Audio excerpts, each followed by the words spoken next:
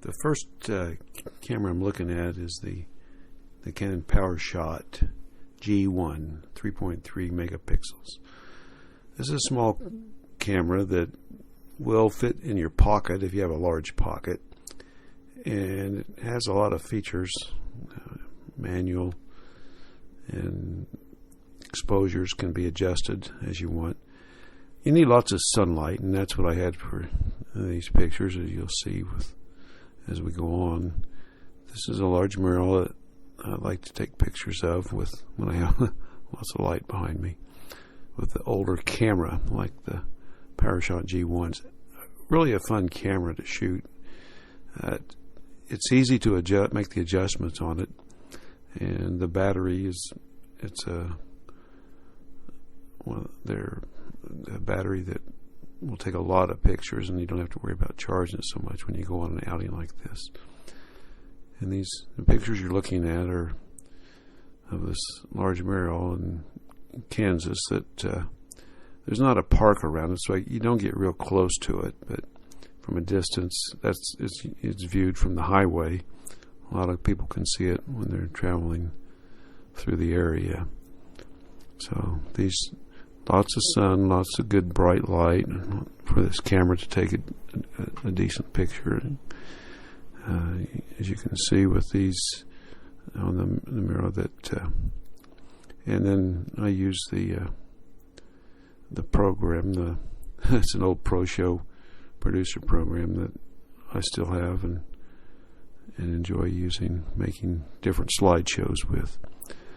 So the camera has a lot of great features. If you have one of these old cameras, get it out, shoot it, teach one of your kids or your grandkids how to use it, just to play with it. They're a lot of fun. Now the next camera I'm using is the Canon S5IS, 8 megapixels, a little more power. This camera takes AA batteries. Now, easy to find. You can AA batteries.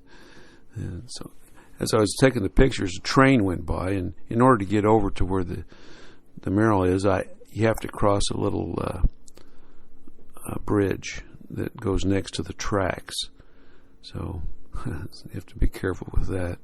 It's not really conducive to having people come out and take pictures of it close up. So stand off a ways. You can see how big by the trucks in front of it there. Now, are these pictures better than the last bunch, the 3.3 megapixel, compared to the ones on this camera? They're all decent pictures that can be used for this kind of program.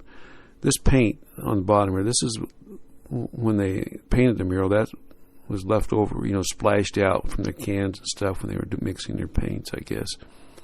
So anyway, I made a little bit close view of part of the mural there just to get an idea. That's the wire going across. There's the bridge I walk across. Had to get across there.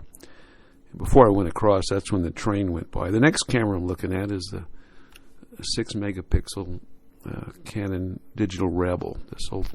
This is like a camera I had. I haven't owned these cameras for that long. I bought them used, just for fun. So there's another view of that little walk path. Go across the train tracks there. There's a couple of tracks. That one track was not the track that the train was on. It was on the one next to it, but still very close. And so there you can see that pipeline going through the bottom of the picture there, and the view of the mural there from a distance. These cameras are very capable, like I say, in bright sunlight. Outside, it's easy to take a decent picture of these older cameras, and it's a lot of fun. I end up setting them on the P mode, the program mode, because you have to figure out how to set the shutter speed and the aperture on each camera is different, and so it just got to the point where I couldn't see. I was kind of rushing through and just set it on program mode for a lot of the pictures.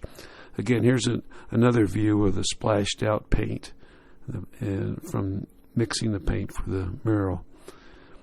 And now, again, you can see the part of the grain elevator that's not painted up there, and how this is what the whole thing would look like. Shake that off of there. Yeah, well, it would look like if it wasn't painted. It would be all, just splotchy like that. So it's a great thing to have someone spend some time and do a fantastic painting like this. And now this is a picture going back from after taking those pictures, and again from a distance looking at it, and the train has already gone by. You can see that the railroad cars that are parked there, basically. Next camera is the R5. I didn't put a picture of it in because it's a new camera when I made this anyway. So you can see from these are, is there a lot of difference between this? And I took some pictures of the train coming with the R5 just because I was there and the train was there, but it went by. But the idea that there's the mural, you can see where the train is compared to where the mural is there. It's very close. And from a distance, and with the R5, of course, my lens has a lot more capability with the distance and stuff. And another view of the pipeline going through there in the ground, and the mural in the background. You see again, the different aspects of the painting is very interesting for me to look at. Rather than taking pictures of people, this is a lot easier to do. Again, you can see how the paint falls off, over there in the upper part of the grain elevator where they do the processing and stuff. So then you can see the trucks in the front there, how they look small. The oil tankers, look how they're small compared to the size of the mural. It's huge.